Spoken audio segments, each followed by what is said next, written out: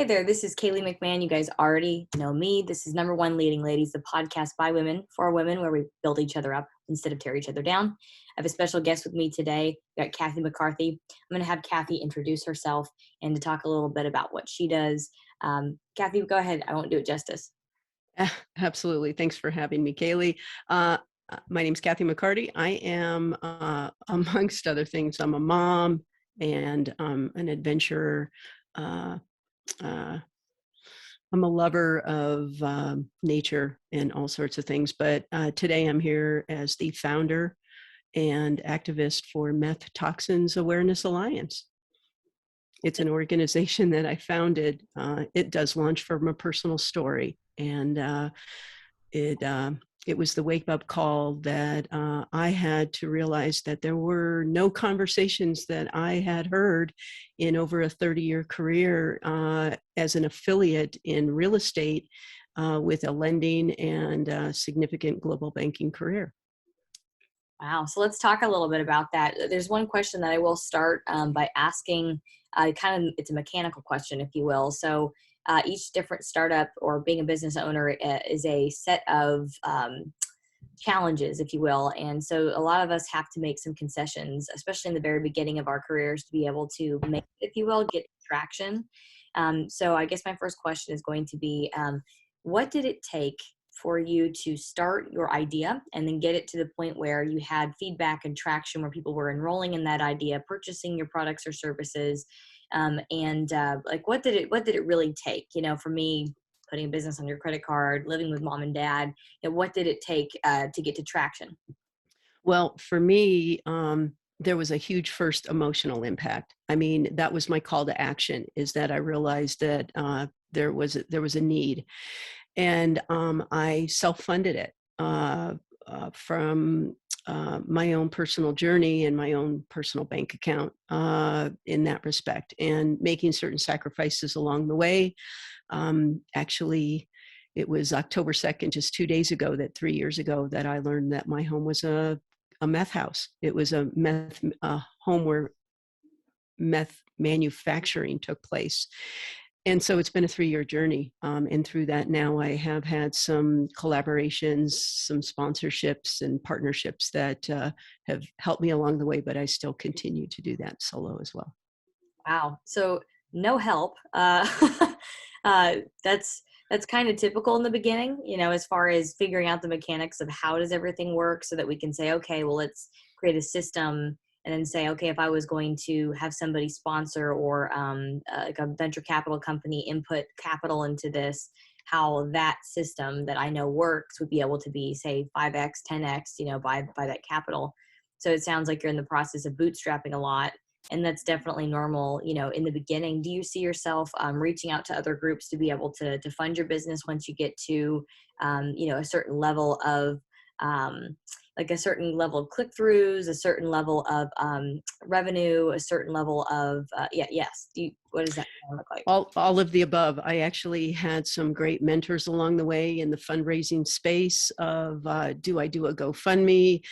Do I bootstrap through friends and family? Things like that. I tapped into a little bit of that initially, but I also knew that I had a responsibility to know where my focus and my mission and my message were.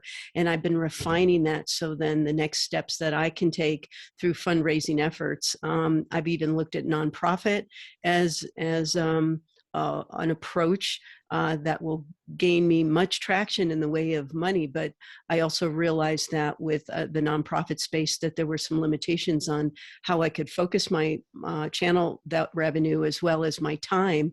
And I didn't want to be constrained to that. So there's a lot of logistics I've learned a lot along the way. I was a banker for many businesses, entrepreneurs of startups all the way to large organizations that had revenue of hundreds of millions of dollars and everything in between. And to sit in the seat of being an entrepreneur, I've learned a tremendous amount, and I've had some just blessed with some significant mentors and guides along the way.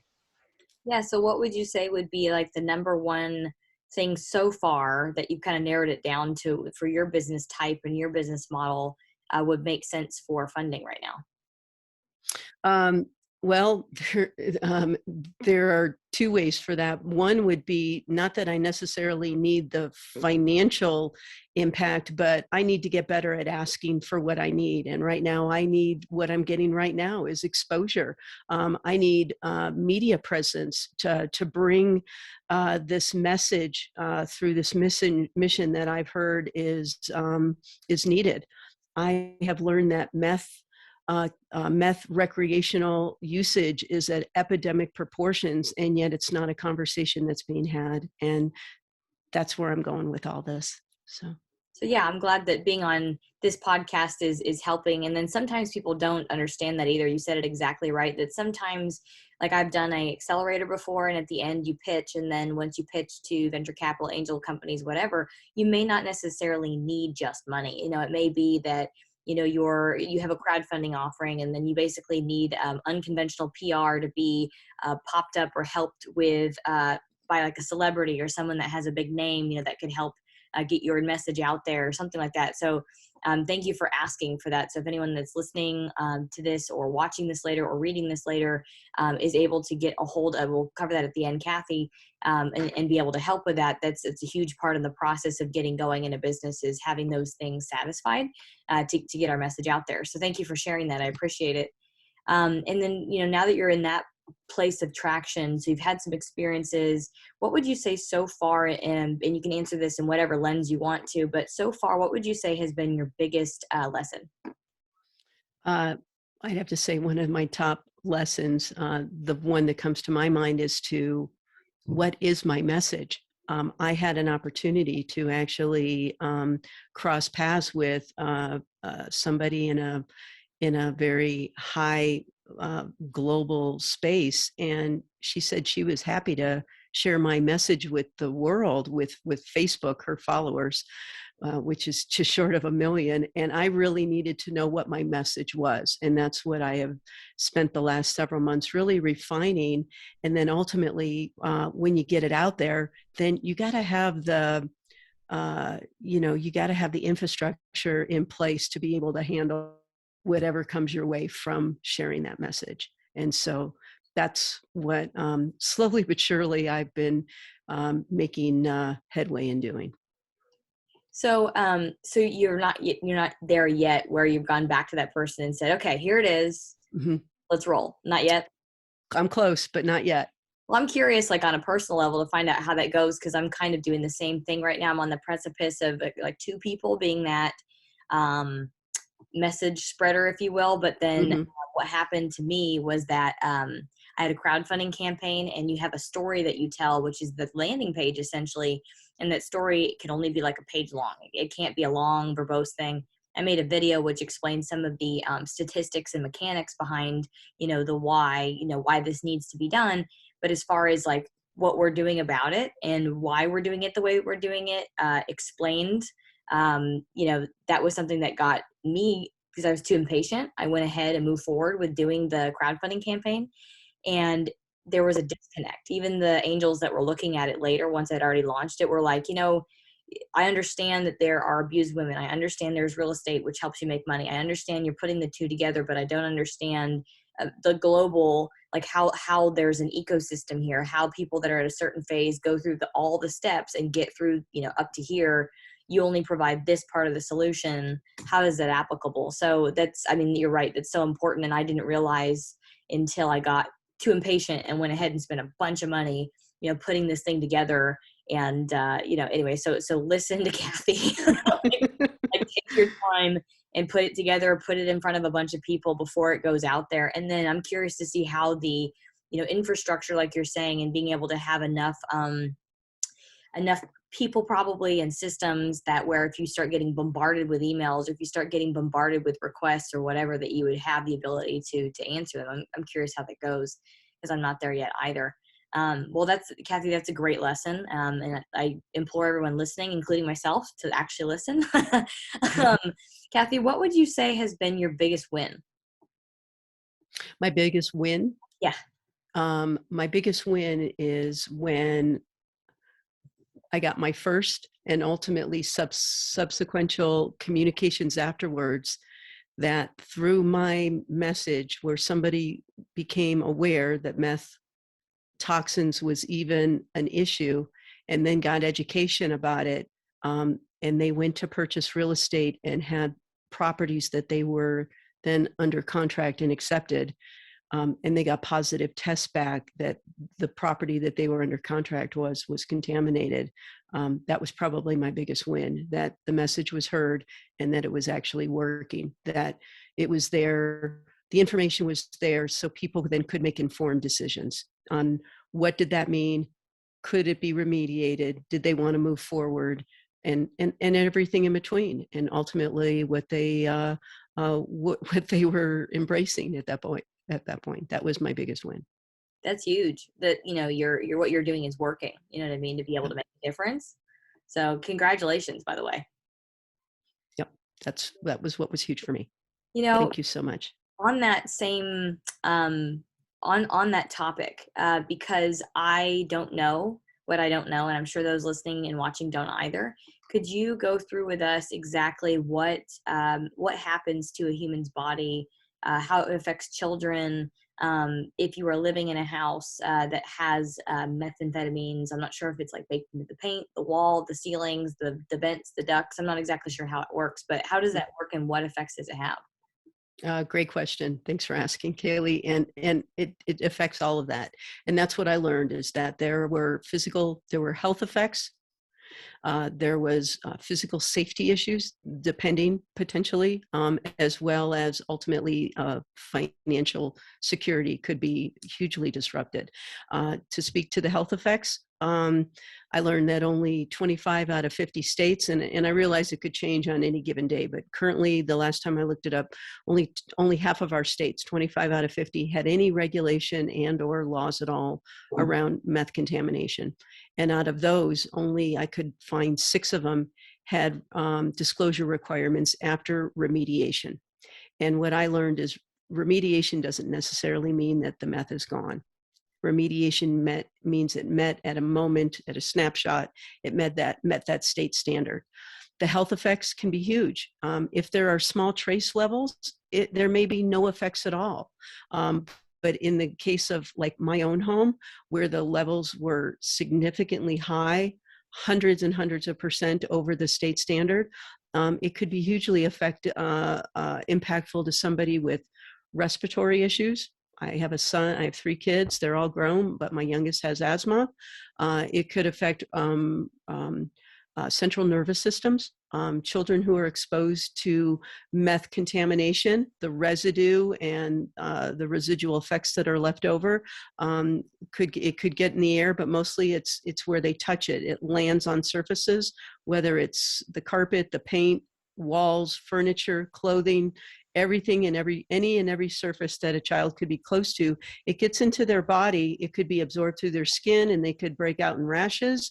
It certainly irritated my eyes to the point where I couldn't even be in my home for a minute at a time because my eyes burned so bad, ultimately to where it affected their behavior. And ultimately, yes, you could, depending upon the individual, as well as the circumstances and the level, you could have organ failure, and you could have trace levels and everything in between.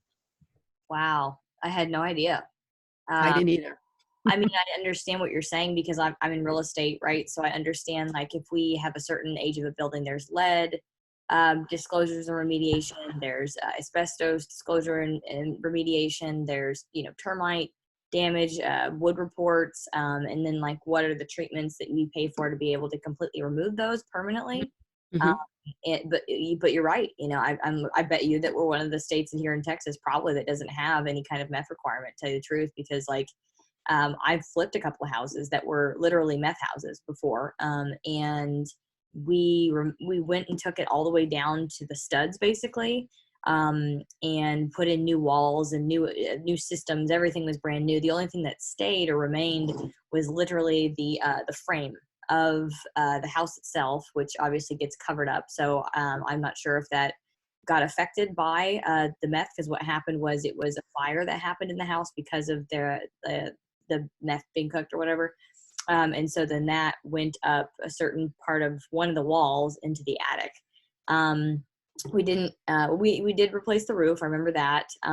There was some decking on the inside that we were able to keep it because it wasn't charred.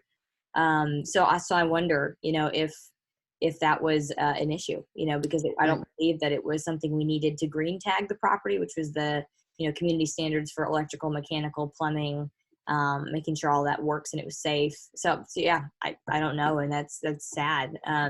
Because who's going to move in there is likely going to be a young family because that was a small house. Sure. And I did look it up prior to our, conversation, and I did not see where there were any regulations or laws that were adopted in the state of Texas Yeah, currently. Right. I believe Now, that. my state here does have laws, and it's required to disclose. I sold my home last year, fully contaminated, fully disclosed, because I learned that from several companies that looked at the reports that I got from the certified testing company, and then from the reports, and then uh, uh, viewing the home directly, they said, as much as we're happy to try, we don't think we'll be successful. And a couple of them gave me bids to tear it down. So I sold my home fully disclosed, thinking a builder would buy it because it was on a gorgeous lot with a beautiful view of one of our 14,000-footer, peaks, and thinking it was a land deal. And ultimately, it was purchased by somebody that knew it going with their eyes wide open, wanted to give it a shot at remediating it to the state standard. Ultimately ended up getting a variance, which was allowed in our state, and then encapsulating the meth that they could not clean up safely, and then selling it and being able to sell it undisclosed. So that's what I think is all parts of wrong. I think everybody, if it's so safe, my big aha is well, then disclose it. Have a standard in the state that requires it to be disclosed, so everybody can go in with their eyes wide open and do their due diligence as to what does that mean, so they don't ultimately end up purchasing a home that may not stay remediated to the standard, because that's part of my learning process, that I learned that remediated does not mean it's gone. And just because it passed that day from a few samples that were obtained in certain parts of different rooms does not mean that the home was fully remediated and isn't already hot. I heard and witnessed, gotten information from others who have accounts of their home first passing and then coming back hot and things like that. So Wow. I Wow. know. So, as far as just education and getting the word out there about how this works and about how it affects your family, and do you happen to have resources for solutions? For example, if you're curious on, well, how do I figure out, how to test my home? One, and then two, if we find that it's not that it needs to be remediated, or find that we want to do something about it, resources for that as well. How can our listeners, watchers, and readers find out what they can do about it? Well, first, another great question. First, I found that I had 100 huge hurdles to climb in the first 100 days. The brief story on my home is that I had a health event in 2016, early 2016. And because all my kids were grown and out of the home living their lives, I chose to temporarily rent out our family home because it was my largest asset. I try to get most of my mortgage covered, potentially with the income. I used a management company that I knew, and I knew their vetting process for tenants. And we had very significant conversations. Ultimately, though, they put a tenant in there, did not vet him per our conversations. And ultimately, within 90 days, due to what I was told was a minor water line break at the house, I found out, I went to the home within 90 days to check out this water line break, and found hardware I could not describe behind my home. That in itself was an extraction system for THC that was not related to meth. And I took pictures down to our local sheriff's station. They got a search warrant, and that's when within a couple days they found much more than just that. Wow. That particular situation in itself was highly dangerous. There was highly flammable equipment, and there were propane tanks and things like that behind my home. And I lived in the forest in the foothills west of Denver. So let's just start there. But that being said, then uh, after getting the search warrant and then finding the hardware, the chemicals, and a lot of drugs, arsenal of guns, small arsenal of guns, and over 800 grams of meth, amongst other things. It took me on 100 huge hurdles in the first 100 days. And I was able to find some information from our state department, our state health department, Colorado Department of Environmental Public Health, and CDPHE is what it's called. And that took me to then a website where there were several pages of meth, certified meth testing, as well as remediation companies. And so I just basically started smiling and dialing and asking questions that I didn't even know what to ask. But, this is what I found. I found a meth lab in my home, and, talk me through the next steps. I talked to well over a dozen different companies and selected ultimately one company who tested my home. They weren't the cheapest. They don't suggest the cheapest, and they also weren't the most expensive. They were somewhere in between, and it is subjective in some respects based off of travel time. But working with a certified company within your state regulations is what you want. And if you have a state that doesn't have regulations, it could be really tough, because you could end up with somebody that may or may not know what they're doing, because there's no regulatory guidelines around that. So it makes it very hard. But hopefully the website that I invested in developing early in this process back in the summer of 2019, I've since redone it with the help of content and other people. I needed web designers to help me. Like you said, I had to bootstrap all that myself, and it's very expensive. And but it could be a resource, methtoxinsalliance.com, and maybe it can take you to some of the resources within your own state, or good questions to ask of others. Wonderful. Yeah, thank you for sharing those resources, because, part of everything that we do, it's like, okay, you can discover the information, but then like, what do we do about it? So that's great that you're able to just share those resources. Also, I guess on that topic, as far as finding the information that you put together, or your website, how can anyone that is listening, watching, or reading this later, how can they get a hold of you if they have questions, or want to maybe work with you? I welcome you just emailing me at Kathi, Kathi, Kathi at methtoxinsalliance.com, or, calling me. The phone number and the email contact are right there on the website. I have been contacted by people who learned that there was meth contamination in their home, as well as other things, and have reached out and tried to be as much of a support system in any way I can. I don't endorse any particular companies or anything like that. I am trying to be just an impartial provider of information and resources, simply because it's something that happened to me, and I would never wish this process on anybody else. As much as I learned, and this is being put to good use, the other really important thing, Kaylee, that I learned is I had permission to have a tenant in there, in the sense that I had all the right insurance endorsements on my property insurance policy to have a tenant there. I used a trusted advisor in the property management industry, or at least what I thought was, and they did not perform with honesty and integrity. In my opinion, they did not perform their fiduciary responsibilities to work in my best interest, and things that, I had to navigate the civil legal process. And I can tell you, as much as it's there to protect us, you ultimately may not be able to get whole in that process. I also learned in this process that because there was criminal activity going on in my home, even if it wasn't being manufactured, meth is not legal, that I know of, to consume and to possess. And so when a crime is committed in our homes, I encourage everybody to check with their insurance carrier, their broker, their underwriter, whoever, whether it's a big underwriting company or a broker that represents, 200 separate carriers. I have learned that under residential real estate, which is up to four units, criminal activity is not covered. All our insurances are void.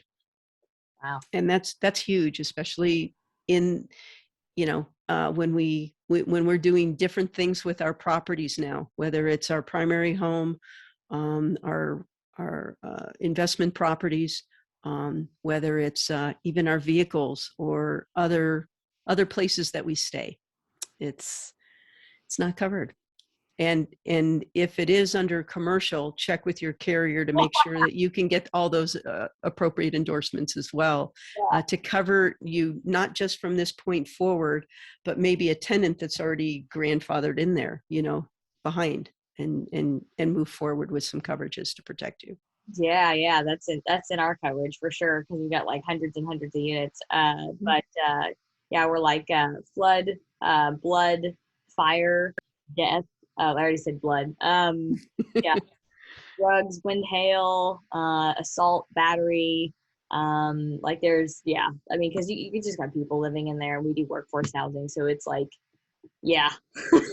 But what is the coverage and what is the replacement cost that if, say, a fire is started, or like, I've lived in a building or had a building where there was a bullet that was passed through the roof and it hit the plumbing system and flooded 3 floors below it into the garage, and ruined everything. Like, and that was due to criminal activity, you know what I mean? It's because everyone's trying to point fingers, you know what I mean? Right. Well, then, what was the outcome of that? Was it ever covered? It was crazy because basically I was smart enough to be able to figure out how to find the guy that did it, because he ran.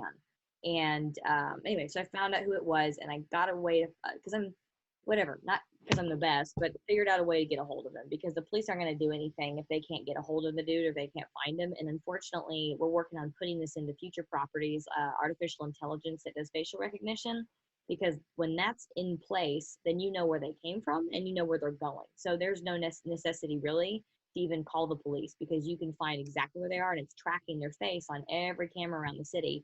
And because you got that data initially, so you're able to find them a lot faster. But I was creative and found an annoying way to figure out who he was and basically talk to him and say, look, we're aware of what happened. We're not looking to press charges. We're just looking for a statement, because we do have to do the repairs. I just lied to the dude straight up, and I just got him to talk to me, got his information enough to get the police to contact him. Total waste of time, because essentially, like, the people that were the owners of the insurance policy in that situation, they chose not to press charges. And I'm like, well, that's how you're going to get your money, is the fact that it was their fault they're doing criminal activity, but they chose not to press charges. So long story short, the owner needed to take the loss on or claim it on their insurance, because I don't know what you want to blame it on. That it wasn't a natural occurrence, but anyway, so the policyholder ended up making a claim. The claim, I don't know how much that covered in that situation, because I was like a unit owner, like a condo owner, so I was only responsible for like my contents in that situation. I had insurance on the contents, but anyway, so they ended up basically having to cover all of it, and I'm not sure how much their deductible was that covered any of it, because they didn't actually press charges for criminal activity. So I'm not sure exactly how much they ended up paying out, but yeah, it was a nice property. It was like an A-class property, so not cheap.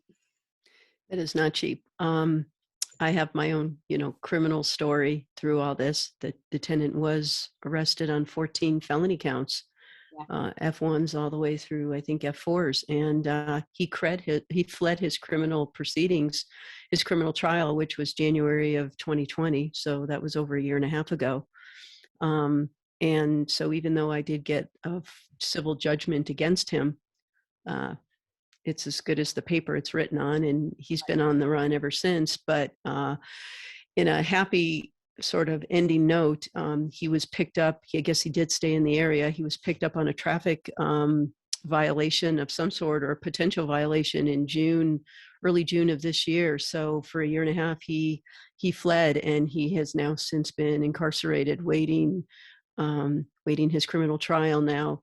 He can't get out on bail. The judge has raised his bail so much, he's still in jail awaiting his criminal proceedings now on what he did in my home. So I learned that I'll never get whole, probably in all of this related to the people to hold the people responsible, including the management company, because that's a dicey civil process too. And under their errors and omissions insurance, I did attempt to get whole, and their insurance carriers hire very high-powered, predatory attorneys that just turn around and go back after me.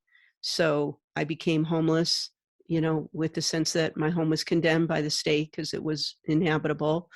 I had to pay for all the legal processes to try to get whole, in order to keep my equity safe and my credit and my good name intact. I had to keep current on all my mortgage payments and all of that. And in the end, I ended up selling my home and losing all my equity. I had, quite a bit of equity in that home. And the people that bought it got that variance, and they remediated it to the state standard only. Didn't mean the meth was gone. And then they sold it undisclosed 5.5 months later for almost $300,000 more than what they bought it from me for. So they got all my hard-earned equity and then turned around and sold it to somebody who may or may not have known that it was contaminated. And that's, that needs to change. That's what I'm working on next. It's kind of like what I refer to as where Breaking Bad and Aaron Brockovich collide. So. Well, Kathi, you're awesome. And, for being someone that seeks justice and fights for it, I'm very similar in that way. So I really appreciate, your efforts, and I appreciate you trying to do the right thing and tell the truth, because at the end of the day, not enough people do. So I appreciate you doing that. And thank you so much for your time being on here today and being able to share your discoveries, your experience, and then obviously the lessons learned and what you're doing about it with our audience. Again, this has been another awesome episode on Number One Leading Ladies. I look forward to seeing everybody next week on our episode. And thank you so much, Kathi. Thanks for having me.